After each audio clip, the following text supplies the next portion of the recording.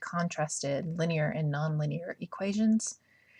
Now we are going to get into whether an equation is in standard form or not. And you guys have also in class found x and y intercepts and graphed from other forms of the equation of a line. Last week, while you were finding domain and range, you did slope-intercept form for graphing, and then x and y intercepts are best for other forms of the equation of a line, especially standard. So here are the rules that kind of apply to standard form. And here are 4 of those things. Standard form must look like ax plus by equals c. And the things that follow make sure that it does look like ax plus by equals c. A, b, and c represent integer coefficients. So if they're integers, they are not fractions or decimals.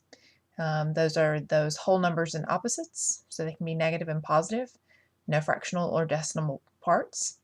A, B, and C also have to have a greatest common factor of 1.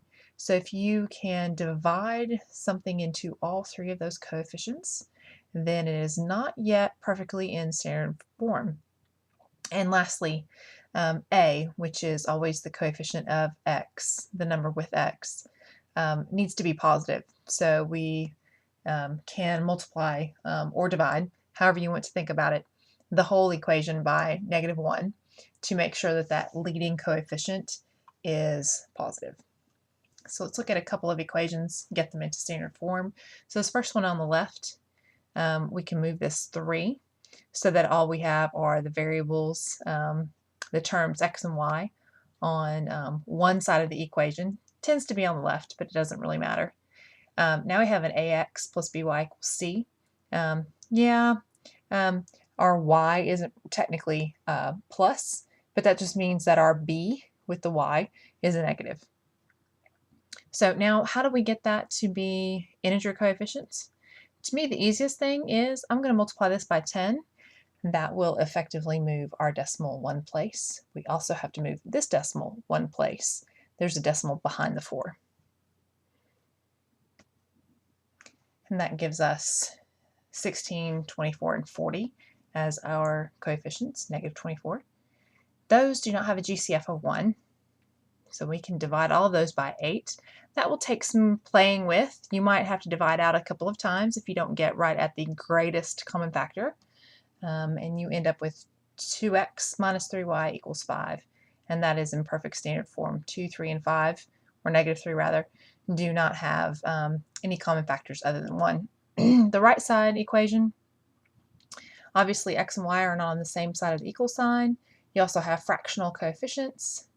So you look for the common denominator or the least common multiple of our denominators that we have. So any denominators, whether you have 1, 2, or 3 within your equation, 3 and 4 are denominators, go into 12.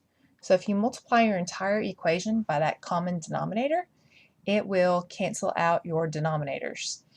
So remembering your fraction know-how, multiply all the way through by 12. This is what you end up with, 9y equals 8x plus 60.